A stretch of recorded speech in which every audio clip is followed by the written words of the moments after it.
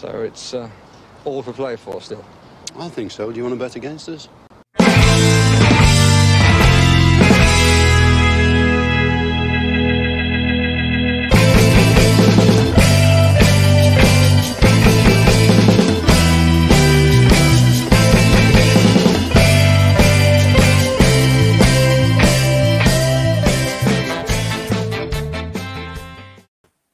Hi, villains. For the Love of Paul McGrath podcast, for the tactics talk here for the 2-0 win over Newcastle at the weekend. A delayed tactics talk to my excursions yesterday, but I wouldn't have had it any other way, I suppose, really, after what happened yesterday. But we did say we would bring you something, and we do have something. It is a bit of an abridged tactics talk based on what we did last week. But really, the reason it's abridged is more that we've got Barrow tomorrow. We will be coming at you with a team sheet tantrum and a post-match reaction of the Barrow game as well. But Paddy's back, as you can see. Paddy's not in the woods anymore. He's in the much more safer confines of his apartment above in Dungannon. So, Paddy, how are you doing today? I'm good. I'm good. A lot better than the woods and a lot warmer. But yeah. We had our teddy bears picnic on Saturday afternoon watching Aston Villa, and what a fine result it was to clear the emotions for the night and have a few nice cold beverages to celebrate. So there's a few cans opened, let's say. Excellent. In the wild and in the woods. Yeah, and you know what? You should have done it this week because the weather's supposed to be banging this week. It's supposed to be really nice this week, but it was a bit drizzly last Saturday. I wouldn't do things the right way, would I? No, absolutely not. Absolutely not. I wouldn't expect it. But anyway, less of our outdoor pursuits and more of Aston Villa won a game. We're 3 points on the board, 3 points from a possible 6. And Aston Villa won against Newcastle United, as I say, on a 2-0 scoreline. Fans back in the stadia, and to me, it sounded absolutely brilliant hearing football fans back in stadiums, hearing the songs being sung, hearing Jacob Ramsey getting the applause that he deserved, and people being there to see Danny Ings goal live. Wasn't it just fantastic to be able to see people in the stadium again, Paddy, properly in the stadium in Villa Park? Absolutely, and the outpouring of emotion on social media from people I follow and people that I know, that had just such a special day, Mm-hmm. Guy that sits in front of me said the atmosphere was incredible. He took his grandson for the first time and sat in my seat, so he was very grateful for that, and a great occasion to come back to after all that breakout. So after 18 months or whatever it was since we last saw Villa live, it was just amazing to hear the songs, specifically at the end. I thought we were a little bit cagey at the start, but once that second goal went in, I thought the crowd were immense, and the Newcastle crowd, in fairness to them, were great early on as well. You could hear them in full voice, but slowly started to peter out just like their team did. Yeah, and that's actually, a quite good description. They did really peter out because they started pretty well. They were getting balls into our box. They were getting down the side, and obviously Callum Wilson had that golden chance, and I have no idea what he was doing. I can only think that he thought that it was going to be a free, or that VAR were going to pull back something for in the build up, because I thought it was a foul on McGinn, and I thought he fouled Tyrone Mings. Small and all as it was, he just ran into Tyrone Mings and knocked him away from actually trying to get the ball. It was almost like he had no interest in trying to win the ball. He just wanted to knock Tyrone Mings off his course, and then he went in, and then he puts it pretty badly wide. Poor finish. Start with the finish. It was a very poor finish considering he was 1-on-1 and probably could have chipped Emi Martinez from where he was with the skill that he's capable of. But foul him again, definitely for sure. Don't know whether would have gone back that far with VAR, but definitely a foul on Mings. And I'm going to say it, I was disappointed in Mings for not going and attacking the ball in the first place. I felt he could have got out ahead of Wilson, but he didn't for whatever reason. But yeah, definitely first. There wasn't a close-up of it because all they were worried about was showing the miss. But he definitely fouled Mings in some shape or form, and we probably would have been looking at VAR chalking it off anyway. Well, we didn't even need to worry about that. We got our fair share of VAR niceness, I think, during the course of the game, and really, I suppose we'll probably get onto that later. But before we do, what did you make of Villa's setup? What did you make of how you felt Villa played, and what was the marked differences, I suppose, between the Watford game and the Newcastle game? Well, I think the marked difference, first and foremost, was the energy of Watford versus the energy of Newcastle that just wasn't there. Watford were set out to attack, Newcastle were set out to defend, albeit they did have their chances, as we just said. But that's, a one-on-one. There was no such thing as attacking in numbers, which would have caused us problems. But I think keeping the likes of Almiron and St. Maximin very quiet, which we did throughout the game, was the difference in what we couldn't do last week with Ismail Astar and Denis, whatever his name is. So that's the marked difference with regards to our opposition. For ourselves, Ashley Young looked more assured back there than Matt Targett did last week. Douglas Luiz made a big difference coming back in there into the middle. I think we looked a whole lot more assured on the ball in midfield. And, the big talking point for me was the inclusion of Jacob Ramsey, and he was absolutely immense. From start to finish, I thought he was absolutely brilliant. And, we'll get to the man of the match later on, but spoiler alert. Yeah. I was pretty effusive in my praise of him directly after, during the game, directly after the game. And yeah, I've already anointed him man of the match anyway, Paddy. So it's done deal already with regards to that. But he was really good. I'm not going to say it was a coming of age performance of him, but what I think happened was we saw him give a similar performance like he did against Arsenal. He came out against Arsenal at the end of last season. He just started to bully players, started to throw his weight around, get in side by side, hip to hip with people. And, if you get in hip to hip with people, you're not going to give away free usually. And, he was quite good. I thought he was fantastic and played in a bit more of a withdrawn role, but was given the opportunity to kind of go forward with the ball. I thought watching the game that he carried the ball progressively forward. I thought he did it loads. But then when I look back and look at the stats, he had actually only one dribble in the whole game. But it didn't matter because he did things right with the ball. Yeah, he might have passed one or two out over the line. I think he passed one directly straight out over the sideline. But he tackled back at one stage with beautiful tackle on, I'm going to say it was Almiron. But he had to get it 100% right because it was almost a tackle from behind, but he absolutely nailed it. And he got up and he played the ball to McGinn, and we had a little bit of a counter attack from it. But no, looked very composed, assured, and wanted to kind of intimidate their midfield because let's face it, their midfield that they started weren't any great shakes. They just had tons of people in there to stifle the play. Yeah. I suppose the attacking side of things, it was kind of the old style of drawing a player in before releasing the ball, as opposed to keeping the ball moving fluidly. And because of that, it seemed like he had the ball at his feet a lot longer. That's the way I saw it. But very clever use of the ball, good range of passing. Yeah, passing went astray. That happens. It's going to happen to everybody in the game. But, you say it's not a coming of age. I thought he came of age at the end of last season. I think he's part of the setup now, and I think he'll be an integral part of this squad going into the long season ahead.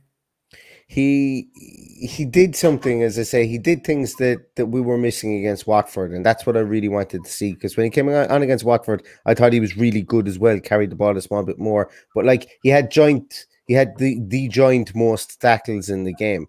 Like yesterday as well with Matty Cash and Jacob Murphy.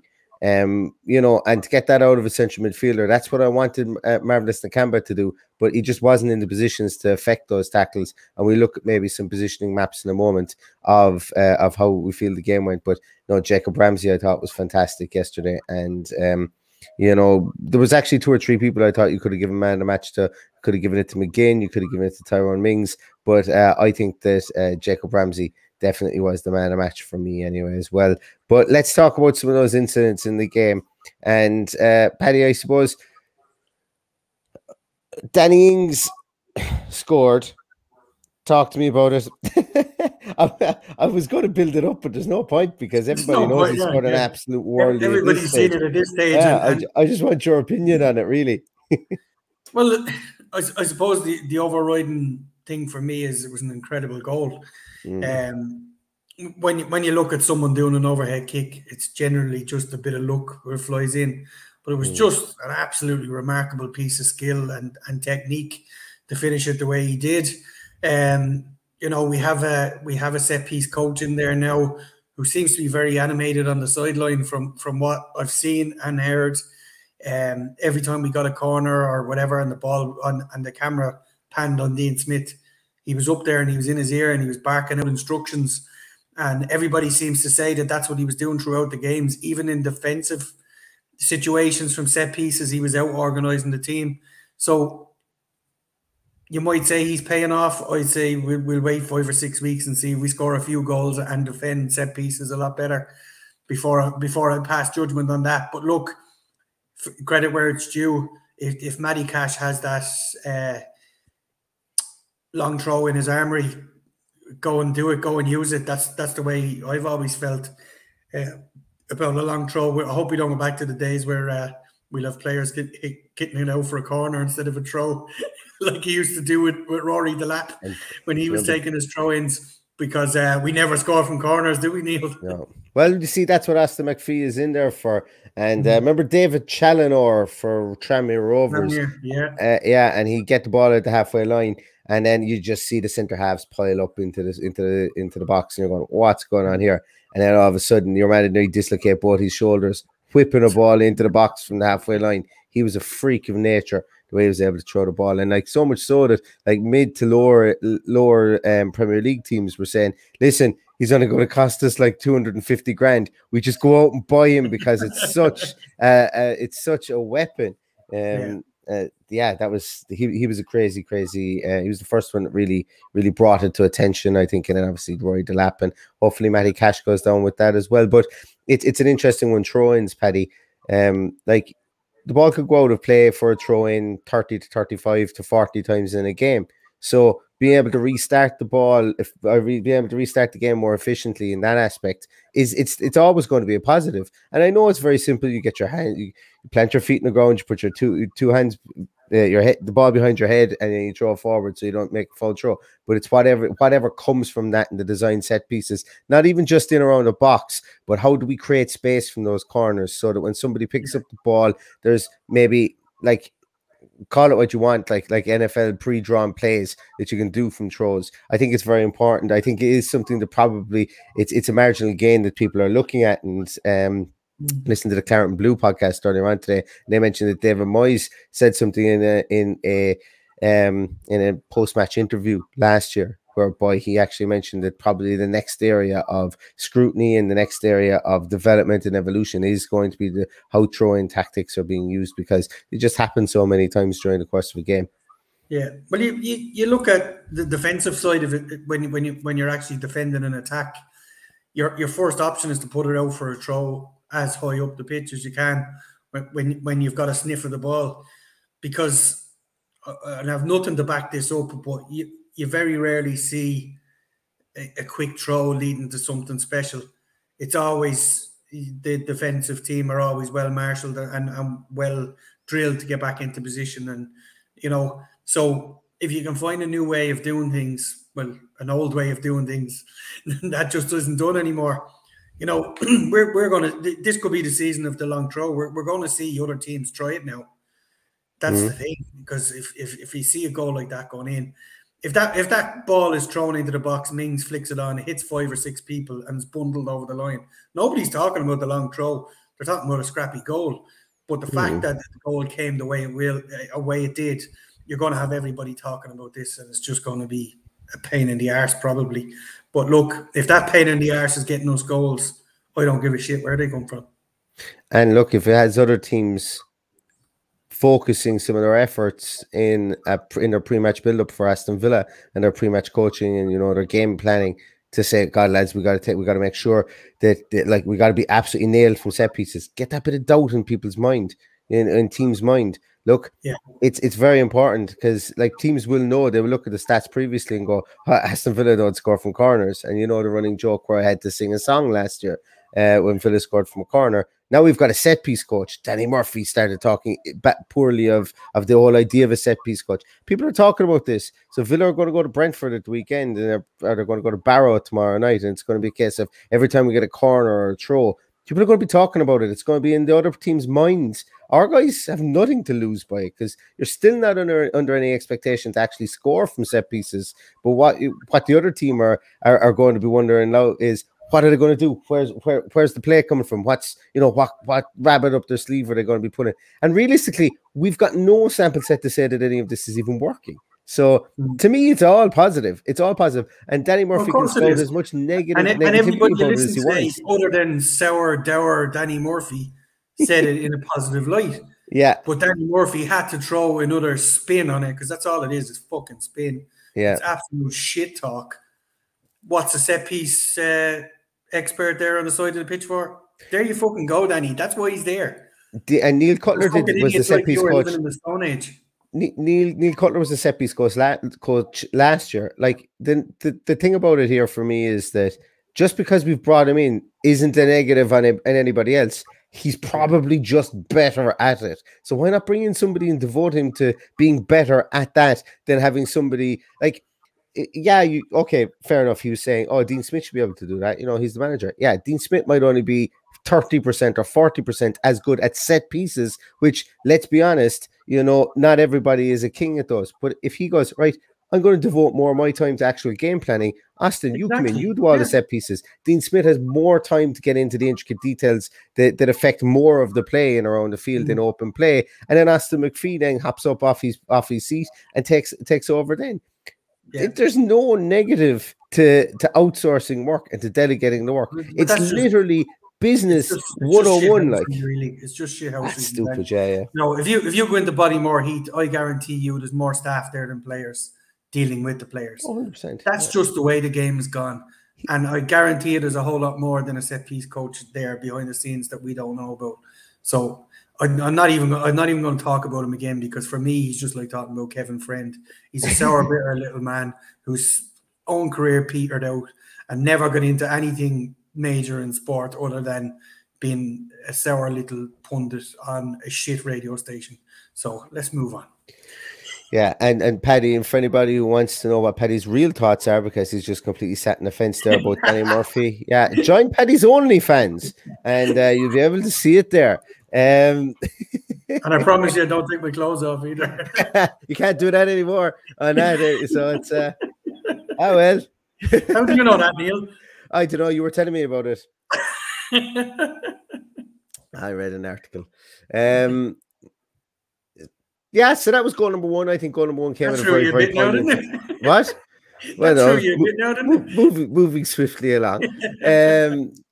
The second or the first goal that we got was scored like in injury time as well in the first half. Once again, buoyant mood going in at halftime. Other team are like going, oh my god, like they would have known, Newcastle would have known that they were maybe up there with the possession stats. They would have known that their passing stats were up there and that there was nothing in it between the two teams, but they go in 1-0 down. That's a bit of a deflation for Newcastle, and obviously our guys must have been beaming, because if that's just bundled over the line, it's a case of, all right, lads, we got lucky with this one. But it's not, it's a worldie. So they go into the dressing room, they're like, oh my God, Danny, what the hell? That was an absolute belter. And there's just positivity and there's a nice feeling within the dressing room, within the Villa dressing room. And likewise, I'd imagine that they're inside there trying to figure out how the hell it happened in the Newcastle dressing room, going, oh my God, why didn't you how did you let Mings come across you to flick on that header?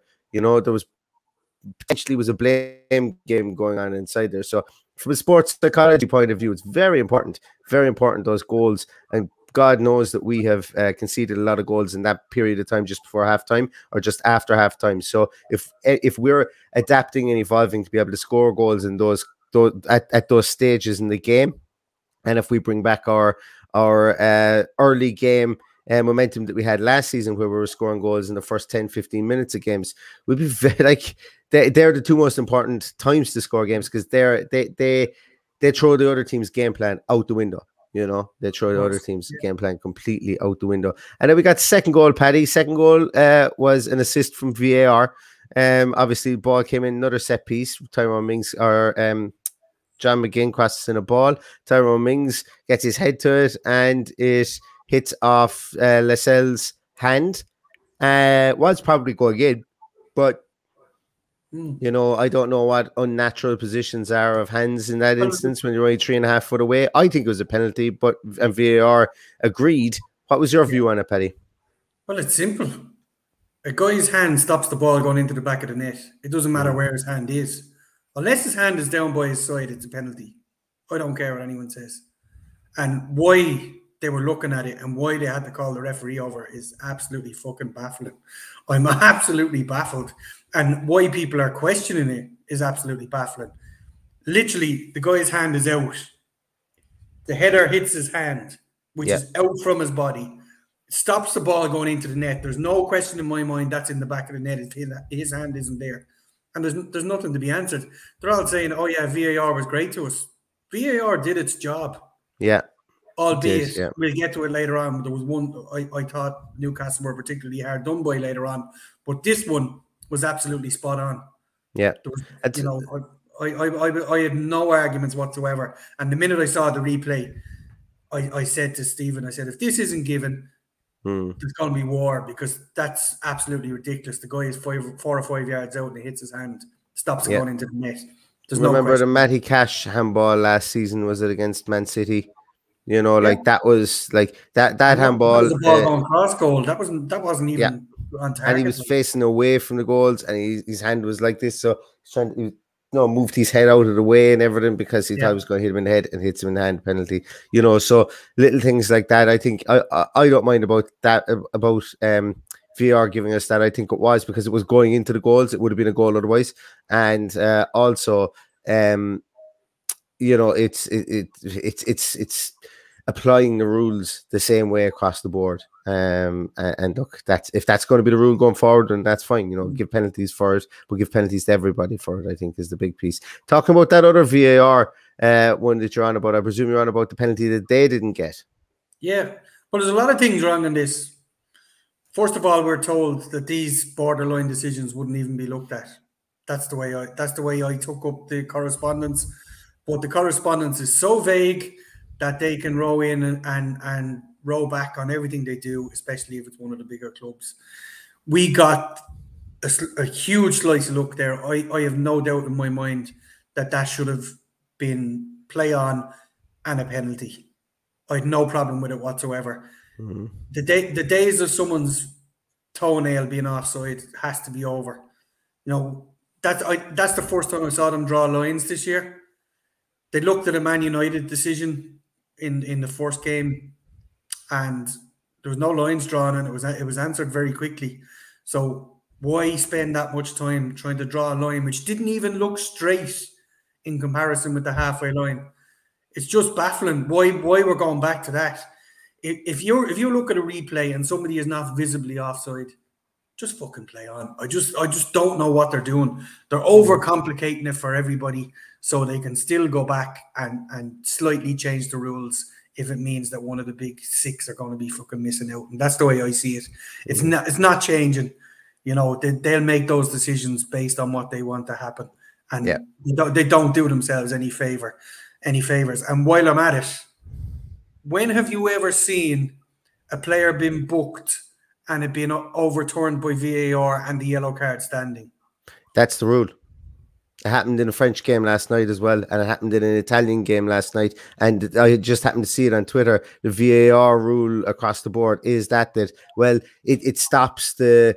So the analogy I used for this was, yes, the play wouldn't have transpired if he was called offside there and then. But what it stops is, let's say the ball goes out of play and then somebody just turns around and hits somebody a punch because there's no active play on. Are we saying that we can't send that player off then if it was something off the ball like that? So he still did what he did. It was a yellow card offence. When did that rule come in?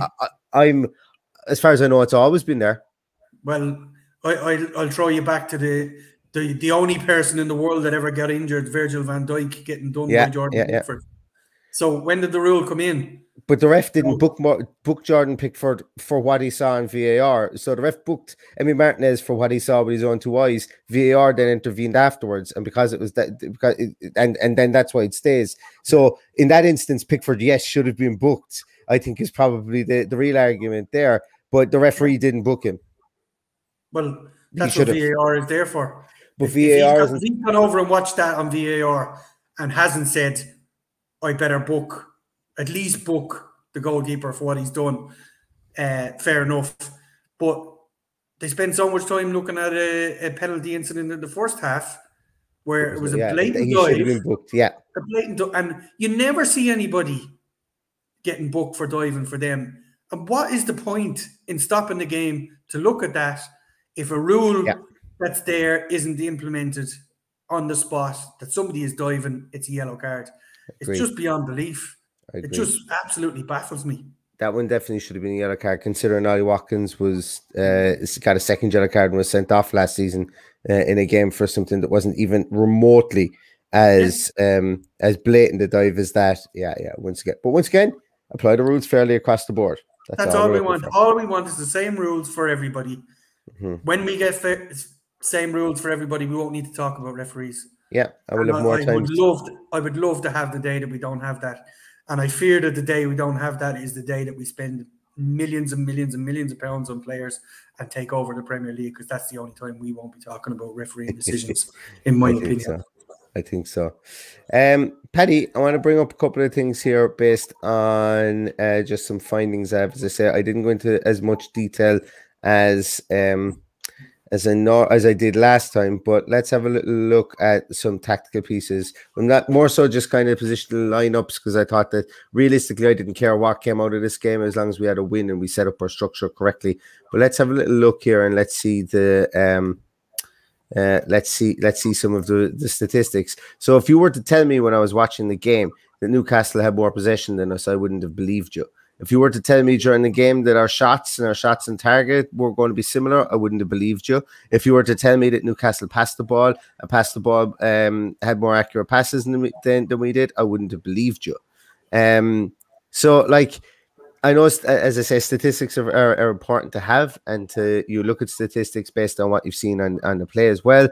But this to me was really eye-opening, because I thought we played an awful lot better, but we didn't. Like, we had way better stats against Watford, based on how we dictated the play of the game, specifically in the second half. But I never felt under pressure against Newcastle, and it was just it was eye-opening for me to see some of those statistics, specifically the possession one and the passing statistics.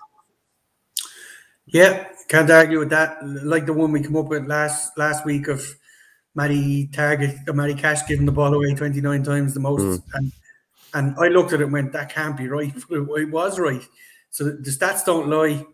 But it's absolutely baffling, especially the possession, because I thought we absolutely bossed the game. But it just goes to show that you never actually do know until you look back at the stats. And I know with possession, if you take too long over free kicks and throw-ins and that, it can skewer them ever so slightly. So 53% is not much, really. Yeah, it's done on the time you're in possession of the ball more so than anything else. What does look a lot healthier is our 1.48 expected goals. Obviously, we exceeded that. Their expected goals come in at 0.69. The majority of their expected goals piece, I would say, would come from that Callum Wilson effort that he skewed wide, and also the first 10 minutes where they got a couple into the box. There's a couple of ones that pinged around in the box as well. They only had one shot on target. We had two shots on target, obviously went in, which shows some good efficiency. Our pass success rate went down week on week. 79% this week. Last week we're up at 86% pass success rate. So that's probably something I think that Dean Smith's going to look at, because if you look down further, our crossing actually went down as well. We had 26 crosses, we had 16 this week. But then again, we weren't chasing the game, and we were able to play through the middle a small bit more as well, I thought, in this game. But look at our expected goals in open play. We created nothing in open play. 0.15 was our expected goals, and that's probably from the Douglas Luiz shot that went over the bar, the Matty Cash shot, and probably the Anwar Ghazi, I think, had a shot blocked early on in the first half. So like we didn't really create. If you were playing against a team reverting to a flat back five and a holding midfielder sitting in front of them, your expected goals from open play are going to drop anyway. So that's no slide on us. It was just when they sit so deep like that, it's virtually impossible to break them down. So that's the whole reason for that one. Yeah, and look at our expected goals from set plays, 0.54, obviously. That's where our 2 goals came from. I think realistically the fact that, well, the first goal didn't, the second goal didn't, because that would be a penalty, and that's got its own specific expected goals rating of 0.79. But from set plays, like everyone was saying, that it was the set plays that contributed to it. Like the level of difficulty based off Danny Ings' first goal would have had a low expected goal rating. And once again, the reason I'm bringing all this stuff up is expected goals are great, and they're the soup of the day at the moment, and everyone's talking about them, but they do not give a true reflection. It is what it's a metric that shows you the difficulty of how a certain goal was scored based on historical information. And for me, you know, that's Danny Ings' goal. I would imagine, I haven't looked it up, but I imagine that Danny Ings' goal has a really low expected goal XG rating, but it doesn't really matter. And I couldn't care less, because I bloody enjoyed every minute of it going into the back of the net. So if you get too caught up on XG specifically as a metric, you know, you will very, very quickly take all of the happiness out of football. So that's why I'm bringing this up here, and it's not my one-man crusade to denigrate XG. I think it has got a place. It's got a place in singular measurements of individual players, and it's got a place when you look at it based on a long sample set, but looking at it in game. And when I see people tweet stuff saying our XG in the first half was 0.06, it means absolutely nothing other than we had problems taking shots. Essentially, that's what it was. We had problems fashioning shots. That's really what it means. It's not this completely and utterly apocalyptic metric at all. It's that we had problems making chances right in front of the goals, closer to the goals. And look, that will be apparent anyway from the game itself. Let's look at some positioning maps, Paddy. This is how Aston Villa is set up, and this is where the average amount of time was spent for players on the field. As we can see here, we can see here that Douglas Luiz, look at this beautiful, beautiful position that Douglas Luiz took up. Remember last week that we had our midfield three were almost in a line, but the line wasn't straight. The line was going forward almost. We didn't have anybody in the pivot position right here on the edge of the circle. But look at the way our midfield three set up. We have Douglas Luiz here. You know what? I'm going to go even one better. Give me a moment there, Paddy. I have... oops. Where are we going to? Can you guys still see that? Yeah? You guys still have it? Sorry. We've got Douglas Luiz in here in that pivot position, number 6. We've got John McGinn over here. And then we have Jacob Ramsey. So they're the positions that they took up. And when I bring in our opacity, and when I bring in our overlay here where the Newcastle team was, look what has happened in this instance here. Our three boys really, what they did is they tried to pack their midfield as we thought that they would do. They kept their three at the back here, and they pushed forward Matt Ritchie and Jacob Murphy. But what happens here is they had all these bodies inside here in the middle of midfield, and what did we do? We just threw our guys inside there. We protected our zones, we protected our areas, didn't let them pass around in there. But what we did is we broke. So it was really, really important. So when I go back here, it's really important that Douglas Luiz was able to position here, because one of the biggest talking points was Alan Saint-Maxim did nothing. And everyone was saying, oh my God, Alan Saint-Maxim did nothing. But like Steve Bruce really played into our hands playing him central. He didn't really play into our hands, because if I move this back here, you know, it's Douglas Luiz did was a stopper. Like, he plugged the gap. So did Jacob Ramsey. And we'll go back here if I take this. Oh, there's Douglas. If I take this part here and just show you where Aston Villa lined up, McGinn and Buendia stayed very, very close to each other as well. So Buendia tucked in off his side. And to be honest with you guys, there's probably an argument to say here that we played 4-4-2 a lot in this game, because look how high Anwar El-Ghazi played. Anwar El-Ghazi actually played further forward ever so slightly than Danny Ings did in that game. So there's a slight argument to be said there that while we kept somebody very high, almost in a 4-4-2 formation. And I saw it quite a lot in the second half, whereby we tucked in a small bit more, and Anwar Al-Ghazi did kind of push forward a small bit as well. So it's an interesting one. We're still seeing how the tactics are going to evolve, I suppose, for this team over the course of the year. But that's definitely one to watch out for. Every time we had a set piece, or every time they had a set piece, we kept two people up there. We kept someone on the halfway line, and we kept Danny Ings central. Same thing happened when Philogene Bides came on as well. We kept him high, we kept Danny Ings central. So what was happening was we were making sure that if we won, we had a platform for a counter-attack. And that's going to be something to look at as well going forward. That also comes back to the set-piece training. Yes. Oh, yeah, 100%. You're looking at Danny. It was mostly Danny Ings and Emi Buendia up on the halfway line.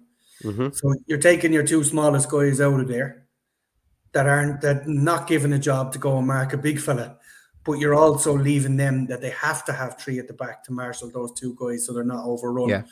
And you know, you're asking, everybody's asking, what's this guy Austin McPhee doing? That's what he's doing. That's what he's there for. Dean Smith doesn't need to worry about this. Dean Smith needs to worry about how we're set up and individual players and individual roles while the game is in play. And that's why he's there, is to take the pressure off, and most of all, take the pressure off the team. So you're not caught in situations where it's big man, small man, and the ball is bundled home at the back post or whatever, or headed back across the goal. So that extra man is pulled out of the box for us.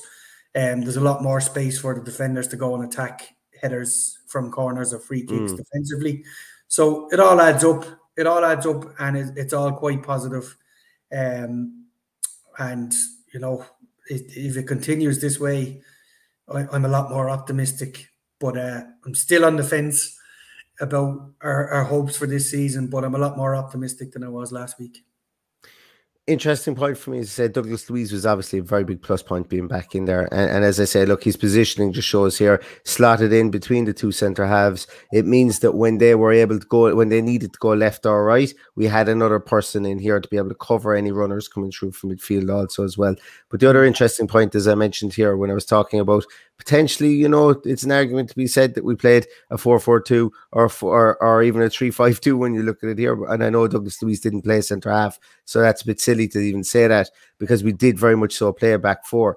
But what happens here is Emi Buendia was coming back, and it almost in on top of John McGinn. But what this was allowing John McGinn to do is, this was when he was needed most, John McGinn was allowed to fly around. He was allowed to fly around and make those tackles in other positions and not desert his area in the field here. So this is very important, because John McGinn was arguably man of the match as well. He was everywhere. He was fantastic.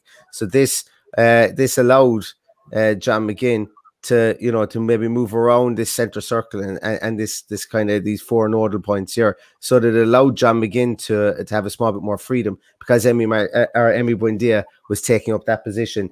And once again, this also leads me to believe that while it wasn't officially, or it wasn't a 4-4-2, the fact that Al-Ghazi being a small bit higher here also gives us that extra out ball, and we don't have to just go up the wing.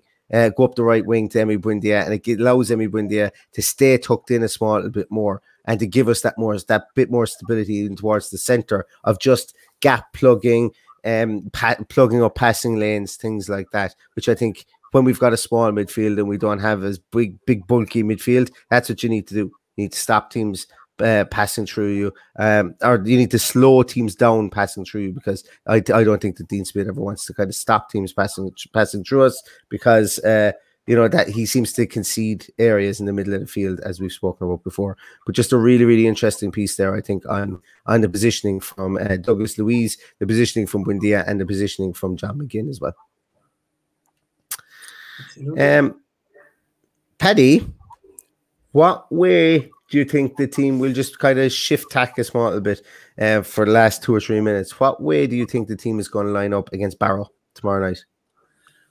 Well, I'm hoping all of those players that have been sitting on the bench are getting game time. You know, they arranged the game against Liverpool last week to get players game time.